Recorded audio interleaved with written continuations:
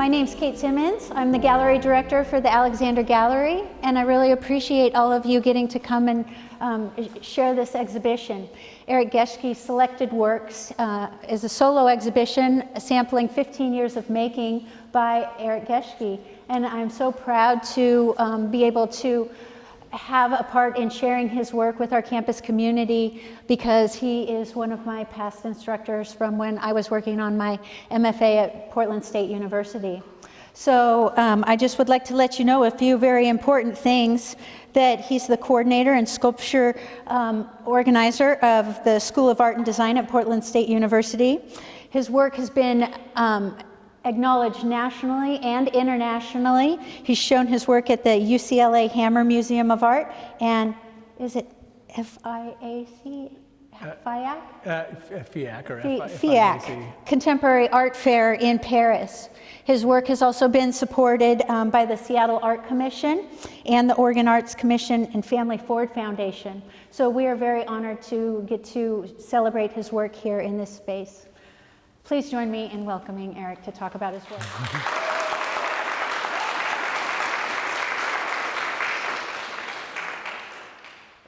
Thank you so much for coming to my talk, and thank you to Clackamas Community College. Thank you to the art department. Thank you to Kate Simmons, of course.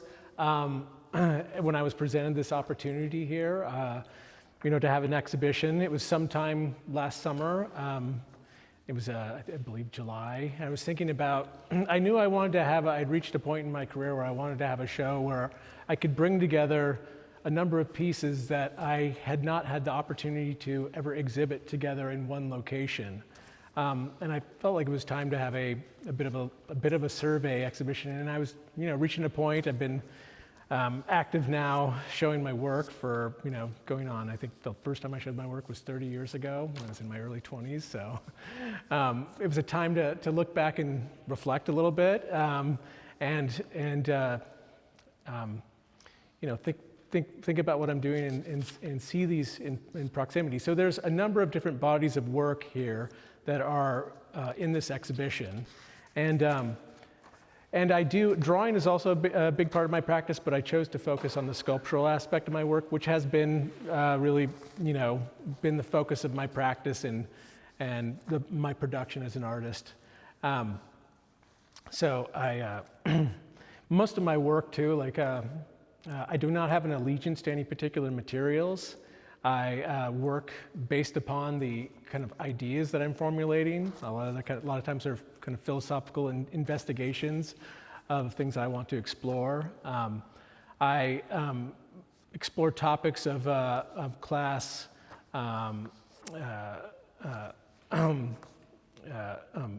mortality, dystopia, modernity. Oftentimes are kind of things I'm investigating in my work, and I often reference elements of architecture, industrial design, and human physiology within the work as well. So those are things that you can see that surface in the work. And when I was thinking about how I was going to select this work, I was thinking about how would I set up some kind of way to determine what I'm going to select for this. And also, obviously, when you're bringing together work that's coming from different bodies of work, or any sort of exhibition, you're determining what is going to work, kind of have a dialogue with the pieces and work together well. So I was thinking, I saw in looking back in my work, I have oftentimes I'm exploring elements of the figure. So there's figures. And structures. These are references to architecture. And surfaces is something that also, particularly I'm very interested in within the physical sculptural realm. So in this talk, I wanted to kind of move around, and one thing, I'm going to stay here actually, but I want to refer to the map here, and for the placement of these. And I want to start off first talking about the figurative aspects of my work, because that's something, that's a route that I've had ever since I started making art as a child, and moving through to adulthood was, that was obviously, some major component of my work. And oftentimes I'm interested in depicting the human figure one in ways that are more fragmentary or in parts. Sometimes it's whole, as I have a piece here that's very much an entire figure. But I'm also interested in the either kind of very like, kind of photographic or, cast from life kind of realism. I'm also interested in very heavily stylized or almost kind of cartoonish depictions. And then also I'm interested in more kind of clinical, sterile kind of like, biomedical depictions of the figure. So I'd start off the piece over in the large figure over there, which is number 2 on the map. This is Miscabert. And this piece is probably the most complex piece that I've ever created. I refer to it as basically 10 sculptures in one in terms of all the processes and things involved in making it. And I knew when I was doing that, scale is a big part of my work and investigations in that and playing with that. And also, I really wanted to think about in this show how I could play scale off of different depictions of recognizable forms, which I often refer to. And this piece, Miscabert, I knew I wanted to make a large figure. I wanted a piece that somehow explored the idea of the giant. I was also thinking of the term sleeping giant. And the term Miscabert is a German word which means misborn or deformed, and in this case, it's a giant. That's their kind of deformity, I guess you could say. It's also referencing public sculpture, with this too. Oftentimes, you're seeing public sculptures of figures in bronze. Sometimes you're seeing them, only in certain circumstances, carved from stone or out of one uniform material. So this influenced my decision to create a very kind of monochromatic figure that would allude to this kind of one materiality. But I knew I wanted something that would, for practicality, would break down, and also too would allude to something else, and so my construction of it was basically creating a very large mannequin. So the whole piece comes apart into much smaller pieces, and it's much more lightweight than it appears. But oftentimes, going back what I was talking about, the kind of reference to public sculpture, it's usually depicting, oftentimes at a larger scale than life, a figure in a heroic pose that is oftentimes upright, or of course we look at a lot of historical sculpture on top of involving some sort of equestrian pose. But in this case, it's a figure with their eyes shut, their mouth is agape, hanging open, they're leaned back against the wall. They are unaware, and they're in this state where they're not confrontational, their eyes are not open, and you don't know if they're asleep or if they're really aware. And there's this, I wanted that kind of experience of being able to see this piece and also not having this kind of lack of interaction in this way, and also vulnerability. So this sleeping giant is in kind of a vulnerable state. And then another figurative piece here I have in the center here, I have Arena, which is number 11 on the map. You see, and this is this field of Muppet eyes. This grew out of a piece that I created that was basically a deconstructed head of Big Bird. I've always been kind of drawn to, I was a child of like the 70s and 80s, so I grew up with Sesame Street, and it always made a big impression upon me, just kind of the physicality of it. And after I made that piece, I knew that I wanted to use these eyes. And this is more kind of like when I talk about depictions of the figure, the more like the stylized or kind of cartoonish depiction, obviously. And I was thinking of these. I knew I wanted to create a field of these.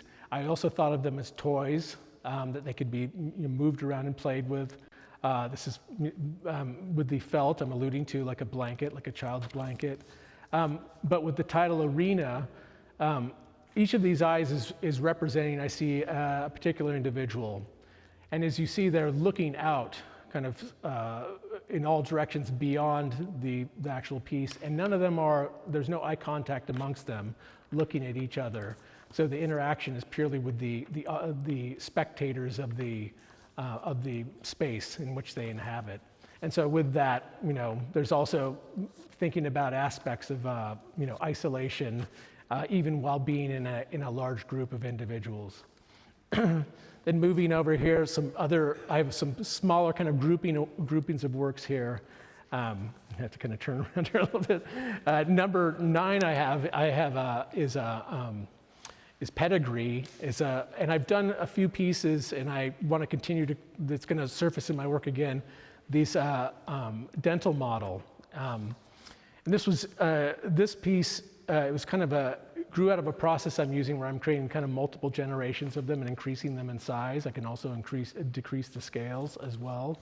But I'm very interested in that case. That's more to me, like the clinical kind of biomedical depiction of a figure. It's kind of without identity. It's also talking about more about physiology and anatomy. And then also with that title Pedigree, it came from a body of work that was very much exploring kind of issues of class. About this, of course, obviously with dentistry and like this striving for some sort of perfection within one's mouth. But then also too, I think about teeth as being an element that somehow connect us to our kind of more primal origins. Also, so there's the showing of teeth, which has a kind of can allude to something that's kind of aggressive or violent. But then also. We can smile with them as well, and obviously we vocalize with our mouth. So I'm very, kind of, drawn to that, and that was a big play of scale that, in terms of, I wanted this kind of play of scale, particularly with the figures. I see that within this show, the figurative pieces. Another figurative piece is touch, ghost, in parentheses ghost, and that's number 8 on the map over here. This piece mounted on the wall. And this was actually the hand castings of these came from the hand castings that came from the piece Miskabert. So they're hand modeled, as is all the kind of, the head, the hands and the feet in Miskabert. And that's the benefit of, I do a lot of mold making and casting in my work. So having, when you have a mold, you can recreate, you can make replicas, you can use castings in other pieces, you can modify them. So in this one, I wanted to see if I could make a piece that only had a fragment of the figure. But it's also connected. It's basically this kind of connected arm or sleeve in which these hands are hanging from. And I wanted this kind of, withdrawn, or this sense of gravity with them hanging, off this structure coming off the wall. I also made a full color version of this. This is like the piece where the color has been desaturated and it's been extracted. Another piece over here is surrogate, and this is number 6 on the map, the small 60% reduced scale head. And I see that as, that's something you get only from like life casting. It's very different than Miskabert, where that was hand modeled. I was looking at figurative references, but it has certain stylizations and things that come when one is making something purely,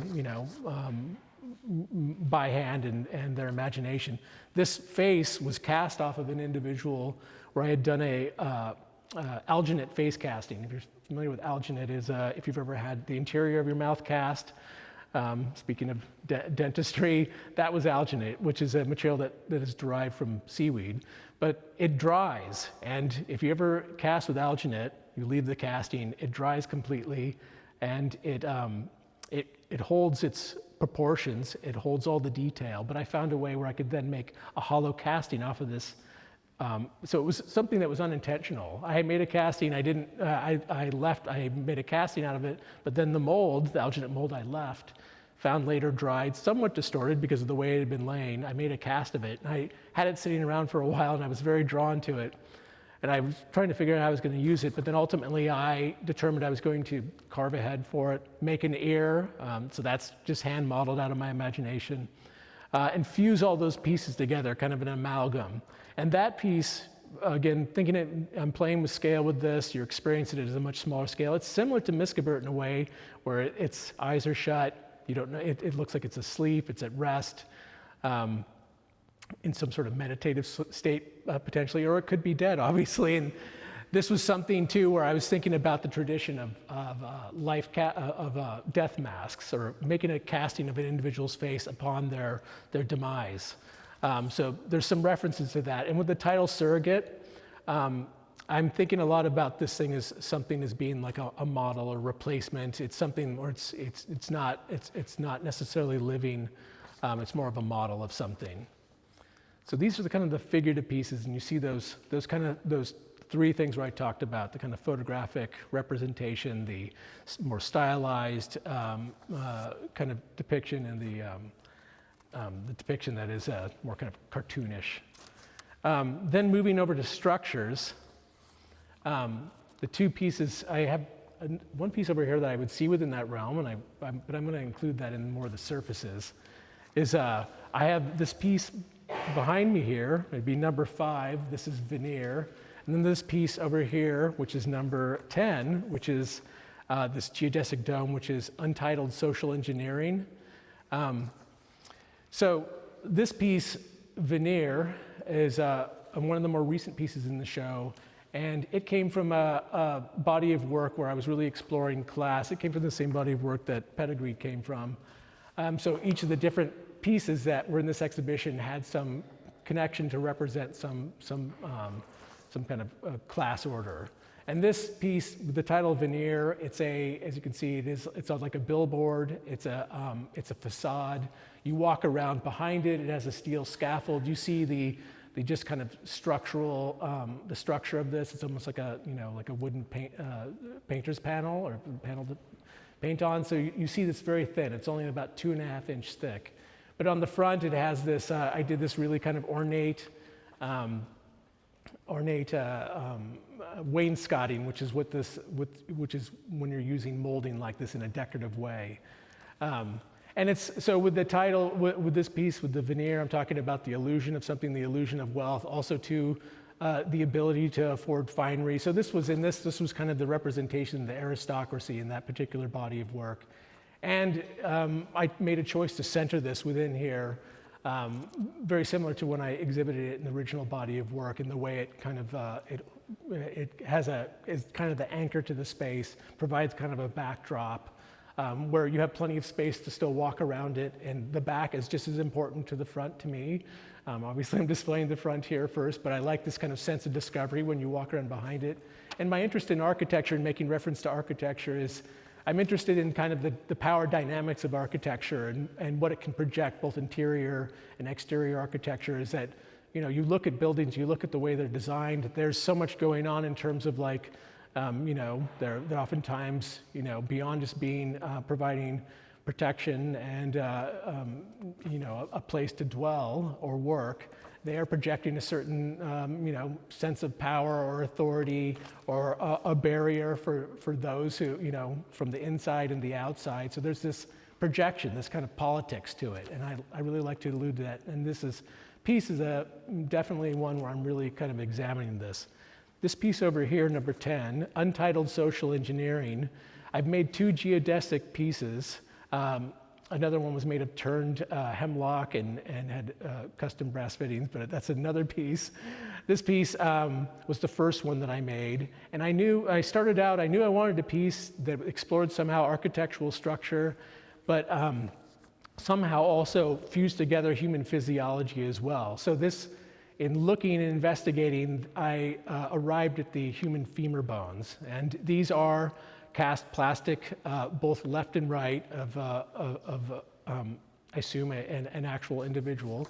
They're cast off of life.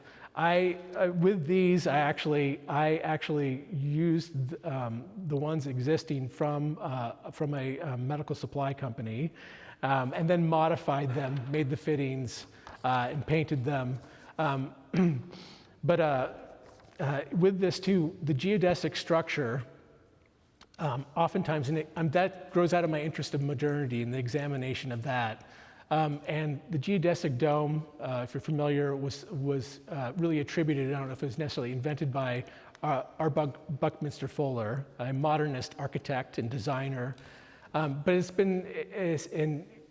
since been co-opted, by especially Burning Man subculture, hippie subculture. To me, the geodesic dome has come to kind of represent kind of utopic aspirations. And also, but we more common see them now on like a child's playground. So that's the kind of decision to make it at this scale, similar that you would see. And if you notice, a lot of my work, it has a toy-like quality to it. They look like big toys, essentially. But I wanted that reference. But then also with the idea of this being some sort of form that to me is like the kind of quintessential modernist structure, also something that's to me represents this kind of utopic aspirations, was then to make it out of something that's kind of macabre. Obviously you have bones. When we see human bones, you wonder about what fate they met, how they became, to reach this state, obviously. And I think about particularly like the modernist period, of the last century. Some of the most kind of, destructive events of humanity occurred during that period. And so I see some connections with that, this symbol of kind of utopic aspirations, but then at the same time, and oftentimes a lot of those, those situations, people were searching to create their own kind of utopias or, different leaders and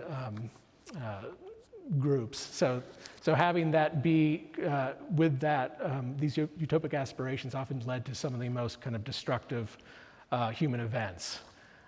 So that was kind of the impetus of this piece, of the structure. So moving over to the idea of surfaces, I think I want to talk about first this piece over number 4, which is idealized explosion over here. And this piece is, I also consider this to be very structural too, but I think I want to talk about it in terms of because it's very surface oriented as well. And this piece grew out of something where, it's always interesting how pieces, the inspiration of them, what gives you a certain idea.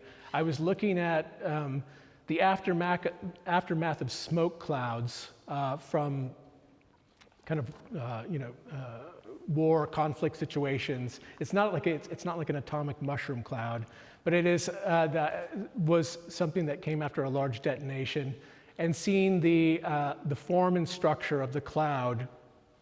And while this was a very destructive event, I could see also this kind of formal beauty in the way the smoke moves through space, it undulates, and these structures.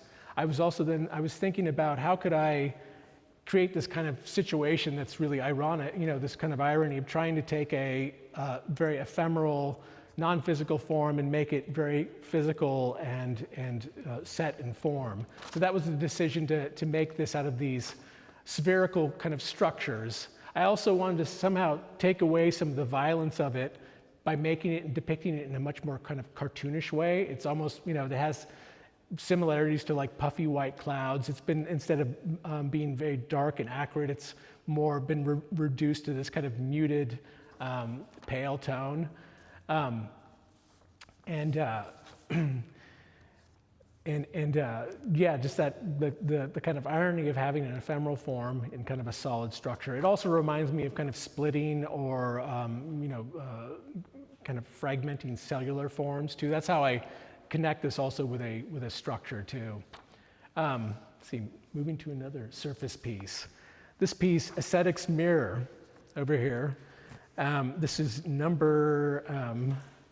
This is number 7 on the map, and this piece is a cast section of a piece of ground. I made in the studio. I made my own kind of. I couldn't, with the casting method that I use, I couldn't just go out to a space of ground and use it. So I had to make and fabricate my own kind of fake piece of ground. And with the processes I use in materials, I had to kind of create something that was plasticized, that was uniform, that I could use a liquid material, specifically rubber, to take an impression of it. So in my studio, I made this circular form, and I wanted it to be just a very kind of common, nothing spectacular, kind of or unusual piece of ground. So you see dirt, rocks, sticks. But then thinking about this surface, and oftentimes you see too with this, it's a monochromatic gray color. A lot of the colors I use within my work I use a lot of muted tones, pastel tones, very kind of also monochromatic tones. I refer to these as purgatory colors, colors that oftentimes are used in mass production and often chosen for the purpose of not being, overtly appealing, also, but then also not being, causing revulsion too. So, being somewhere that's falling within this, that's where the purgatory realm comes from. And then also this gray tonality of it too. I often have pieces like that where it's almost like a primed car before it's been painted. I like to allude to this being like it's like the state before something else almost. That it's been primed, but it has yet to be completely fully realized in a certain way. I like that kind of in between state. And with this too, obviously you notice it's fused to this spherical form that is balanced on top of this platform structure, which I use a lot in my work, and I can talk about that as well. But that I'm thinking about, that's one thing we think about is the ground, or maybe we take it for granted as being something that's very solid, and we kind of count on it to be there for us and to be set. Obviously, we know that that's not the case. There is seismic activity that occurs. And also I wanted to talk about, and I made another piece similar at the time where I was talking about kind of unstable or collapsing surfaces, things that did not have like a complete kind of, sense of solidity or permanence to them. And with this, obviously, if you were standing upon this, it would wobble and move around. So it would not, provide that kind of assured structure that we seek from the ground. Then another piece over by idealized explosion, that's number 3, came from the same body of work as Veneer here. And this piece is entitled Chasm. And you'll notice this crack going through this frame, and you also notice the frame is, instead of hanging on the wall, it's resting on top of a shelf that's coming out of the wall. I'm calling attention to the kind of physical and object nature of this. Also, I'm talking about the idea, and the frame is cast as well, and the crack is from a piece of, a section of concrete floor. So that's what the crack is created from, a casting an existing crack. I'm interested in cracks too because they talk about, aging, the passage of time, also, seismic activity, things that are not permanent. And with this also too, with it being within a frame like that, I'm calling attention and kind of challenging the notion of being like, the idea of the picture as it being looking into an illusion or a window into another world. And with this crack and this materiality of the cast concrete within it, you're blocked and stopped short, obviously, with that. You're not so much peering into a window into another world. You're being stopped short by this actual physical material or this kind of impediment. And the crack really makes you see that, references the physicality of concrete or a rigid material.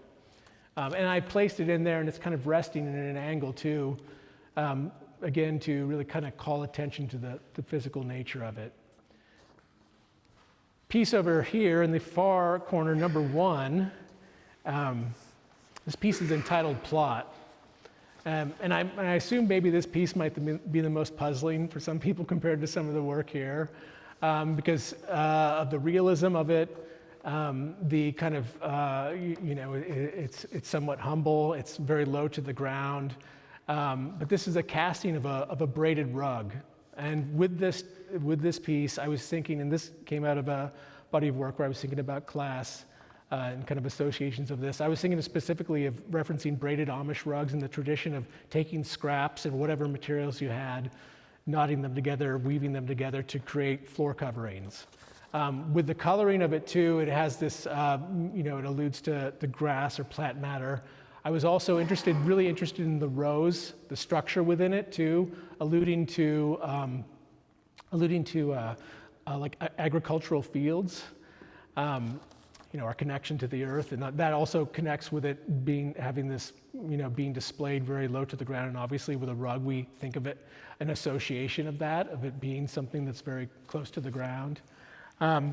But it's rigid. It's a cast solid, and it's cast out of polymerized gypsum and fiberglass, which I use a lot. And So it is rigid. It does not have flexibility. And I encourage people to carefully touch it if they want to. But that is, I think I've covered all the pieces here in terms of this.